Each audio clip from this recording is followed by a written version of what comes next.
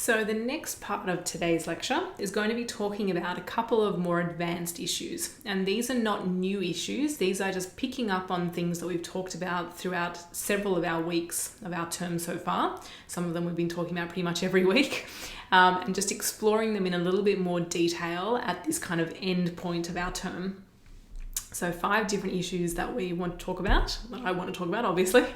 The first one being correlation versus causation. And this is possibly the thing that I've said most throughout the term, maybe. This idea of not confusing correlation with causation. And the important point here relates back to research design and the distinction between what it is that the statistical tests will tell you versus what you can know from the way that the study was designed. And it's really about a fundamental difference between observational research and experimental research. So observational research being a research study where you didn't actually intervene in any way, you didn't randomly allocate people to groups, you didn't manipulate anything. All you did was just measure something, collect information as it already exists. Whereas experimental research is all about manipulating something, randomly allocating people to groups, having different conditions or different experimental elements that you're going to be giving to your participants or that you're going to be changing between participants or between trials for the same participants. And experimental research lets you have a lot more control over what it is that you're testing, and therefore there's a lot stronger conclusions you can draw from experimentally designed studies. And you can have instances where it could be the same kind of an analysis that you're running, but very different kinds of conclusions that you can draw from that analysis. And there was a really nice demonstration of this back in the week 11 lecture on slide 37, where there were 2 different sorts of independent samples t-tests. One where we could make a causal conclusion, and one where we couldn't make a causal conclusion because there wasn't anything that had been manipulated. So in order to think about what we actually need to conclude causality, to say that there is a causal relationship between an IV and a DV, to say that an independent variable causes a change in a dependent variable, there's actually 3 elements, 3 things that we need to establish. And the first one is a relationship. There has to be an association or a relationship between the cause and the effect, between the IV and the DV. So they have to be related. They have to be related, not independent. The second one is that there has to be a temporal order. So the cause has to happen before the effect. You have to have the cause first and then the effect afterwards. So the IV has to come first, the DV comes afterwards. And the third one here, which is by far the hardest thing to establish, is that you have to exclude any other possible explanations for the association between the cause and the effect. So you can have no confounding variables, no variables that could potentially be explaining why you're seeing that relationship between the cause and the effect. And coming back to this distinction between observational versus experimental research, observational research can determine if there's an association. You can absolutely test if there's an association between 2 things using an observational study. If you're using a longitudinal study, you can definitely determine whether there's a temporal order. So if you measure one thing first and then the other thing afterwards, you can say, yes, that first thing comes before the second thing. The IV does come before the DV. But observational research can't do number 3. It can never exclude all of the other possible explanations. It can never exclude all of the possible confounding variables. You can only have experimental control to do that. That's the only instance where you can establish number 3. And that's why you need to have experimental research to actually see if there is a cause and effect relationship. And that's why you can only make causal conclusions if it's been established using experimentally designed studies. You can never make cause and effect statements from observational studies. So expanding on this in a little bit more detail, one of the ways of getting that experimental control is to randomly allocate people to groups. Say we have a treatment group and we have a control group. And I want to see if this therapy works for people, if it's useful for people. So I give that therapy to the treatment group and I don't give the therapy to the control group.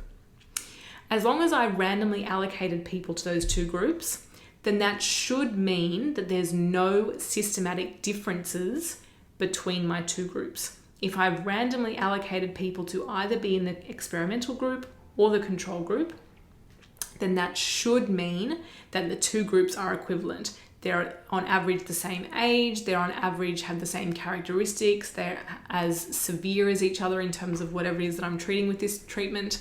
They have the same kinds of characteristics if I've randomly allocated people to the two groups.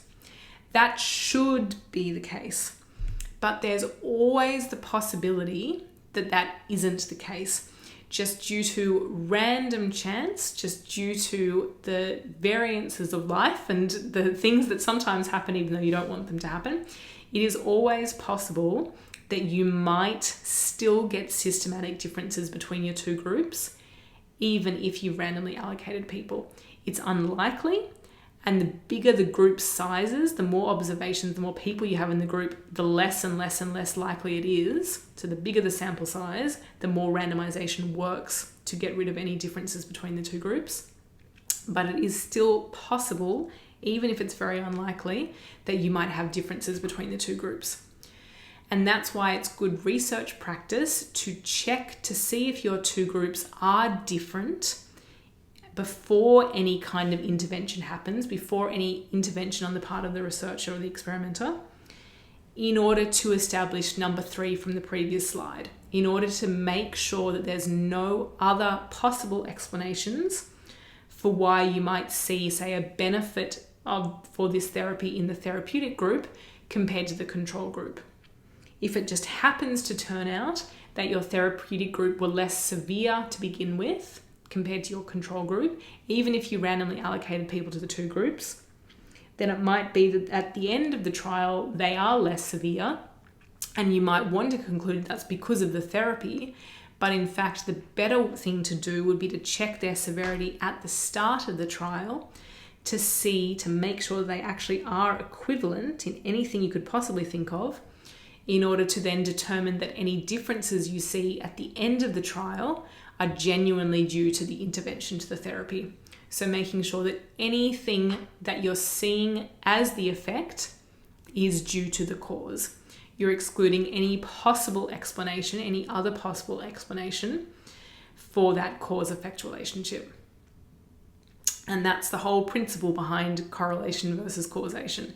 That just because things are related doesn't mean one thing causes the other thing, unless you have gone through the rigor of establishing that through the methods that you've used to conduct your study.